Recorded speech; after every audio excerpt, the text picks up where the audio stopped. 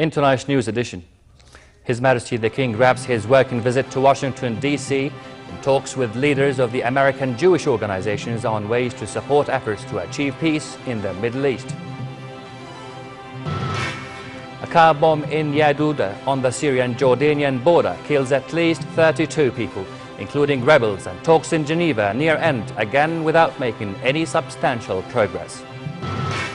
And Christie's auction house in London breaks their European record with the sale of a celebrated painting by British artist Francis Bacon for $70 million.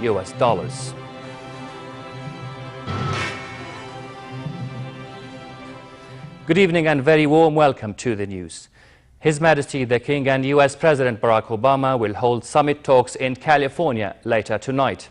Wrapping his working visit to Washington, D.C. yesterday, His Majesty met with leaders of the American Jewish organizations in which they discussed ways to support efforts to achieve peace in the Middle East. Here's more. King Abdullah reiterated that the decades-old Palestinian-Israeli conflict remains the core of tensions in the Middle East, and that finding a just and comprehensive solution is the responsibility of all stakeholders, including the Jewish organizations in the U.S. The establishment of an independent Palestinian state on Palestinian national soil within the June 1967 line, with East Jerusalem as its capital, is a regional and international interest, His Majesty affirmed. He also stressed the crucial role of American Jewish organizations in supporting the U.S. administration's efforts towards peacemaking. Further, King Abdullah pointed that final status issues are at the heart of Jordan's interests, warning of continued Israeli settlement policies in Jerusalem and attempts to Judaize Jerusalem, saying those are obstacles that undermine peace efforts. The American Jewish leaders hailed the King's push for peace and efforts towards a better future for the peoples of the region. Optimism and possibility. This has not been an easy road over the last decades, and to actually walk out of a meeting and feeling there is a chance for peace, there's a chance, that's a lot to feel. And as usual, Jordan and His Majesty is leading the way and taking a great burdens on his own shoulders and on your shoulders to try to bring the parties together. He's a special leader, and I think the world's lucky to have him, and I think your country's lucky to have him. Well, I think the King made clear that Jordan is playing a very constructive role in advancing the peace process and also dealing with the issue of Syria, which is, if anything, even more complicated and difficult. He conveyed to us a sense of optimism, which was enormously encouraging. Hopefully, maybe we are on the verge of bringing a resolution to this very difficult issue. And I think Jordan is making an enormous and positive contribution. Also in D.C., His Majesty met with U.S. Treasury Secretary Jacob Lew, focusing on economic cooperation between Jordan and the U.S. His Majesty thanked the U.S. government, especially for the recent U.S. guarantees to the kingdom to issue euro bonds in the international market at the value of $1.25 billion. Lew pledged continued U.S. assistance to Jordan to help it address the demands of hosting the largest number of Syrian refugees in the Middle East. His Majesty also met with U.S. Secretary of Defense Chuck Hagel and discussed with him bilateral ties and ongoing developments in the region. During a meeting with the IMF chief Christine Lagarde, technical assistance to the kingdom to implement the National Economic Reform Program was discussed. The King and Lagarde also reviewed preparations for a conference in Amman in May, organized in cooperation with the Arab Fund for Economic and Social Development. The conference is the first of its kind by the fund in the Middle East and will bring together finance ministers and central bank governors from the Arab world, as well as economists and financial experts. Ali Tuqan for the news at 10.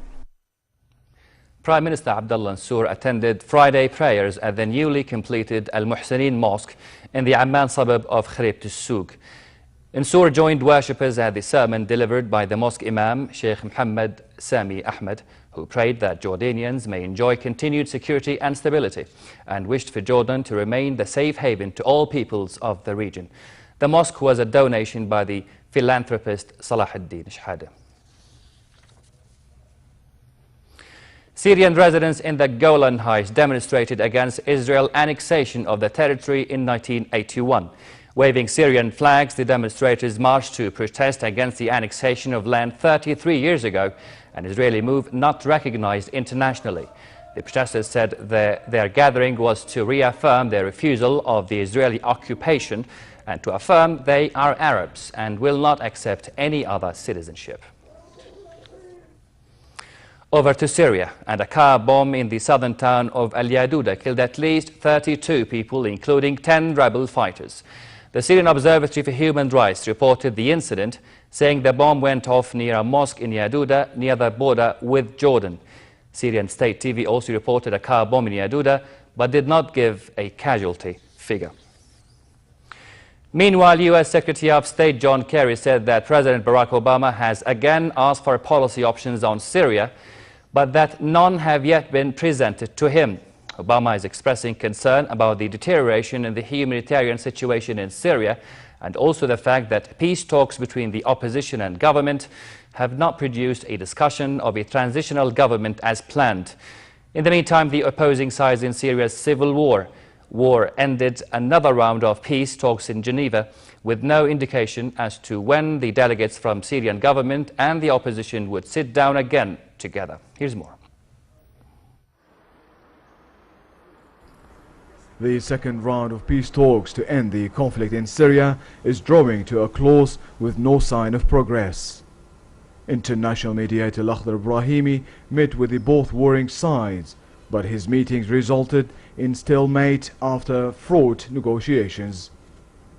Today's talks came after Brahimi also held a 2-hour meeting with Russian and US officials, during which he secured pledges from both sides to put pressure on the Syrian government and the rebels to make progress.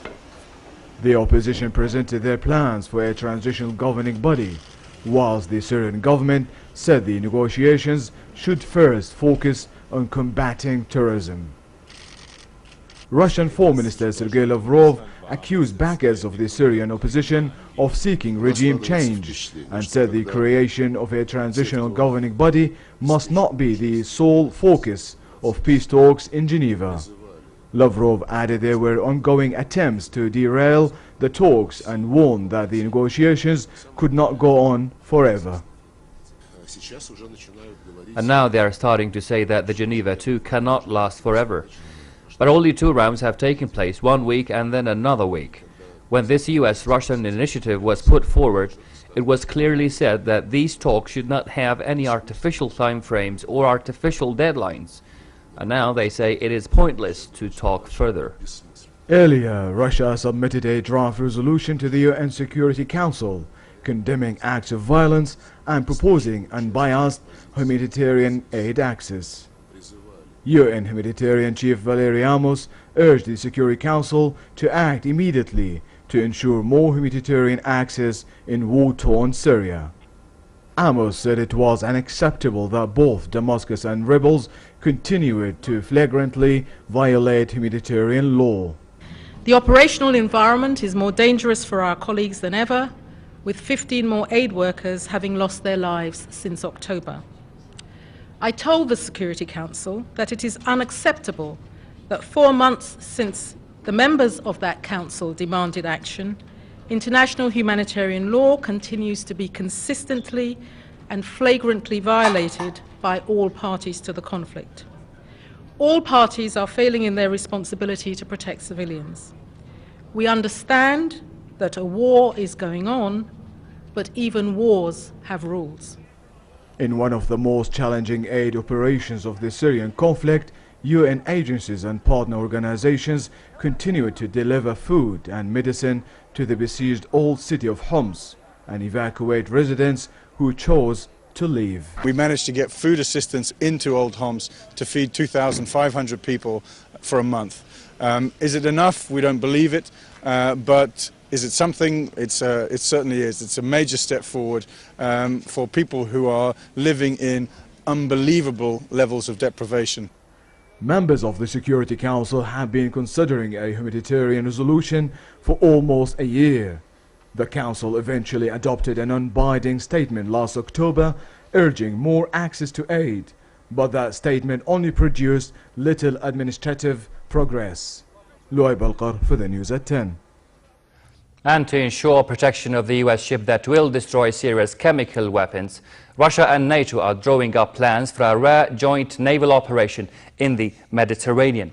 Under the plan being discussed, NATO and Russian warships would share the task of protecting the Cape Ray a U.S. cargo ship that will process at sea about 500 tons of chemicals.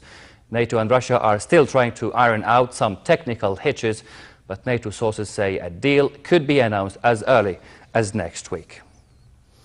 Italian Prime Minister Enrico Letta submitted his resignation to President Giorgio Napolitano. His resignation brings an end to a 10-month-old government that has teetered since its formation and has come under fire for failing to combat Italy's worst economic crisis since World War I.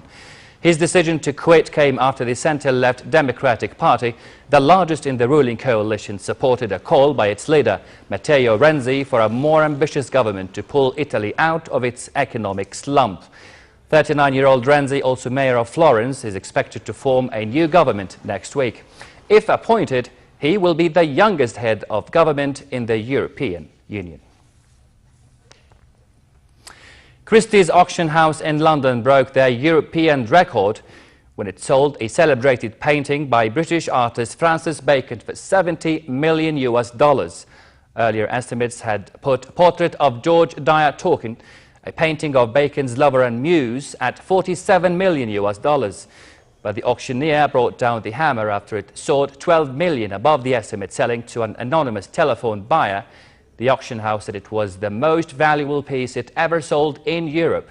Christie said the Portrait of George Dyer Tolkien from 1966 is one of the most famous images of Bacon's lover and was exhibited at his retrospective at the Grand Palais in Paris in 1971.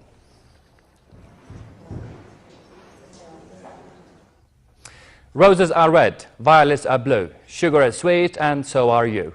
And it's Valentine's Day, when people around the world buy flowers to express their feelings. Roses and tulips came in hundreds of millions in the world's biggest flower auction at Flora Holland on the outskirts of Amsterdam. Flora Holland occupies 1 million square meters of space, which corresponds to more than 200 football stadiums. And from there, the flowers are flown or shipped by boat or train to their next destination.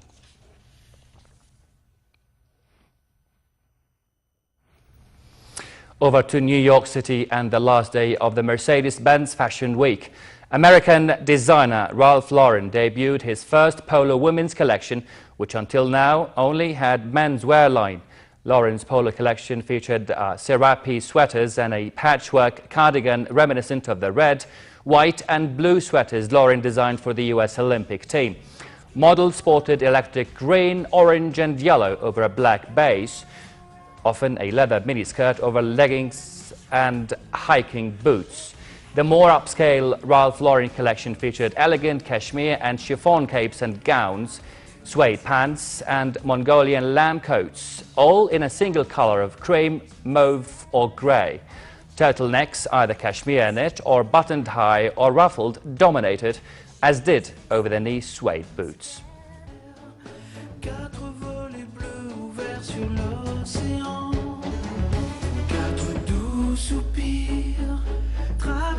Tranquille le ciel d'Occident, mais je m'attends.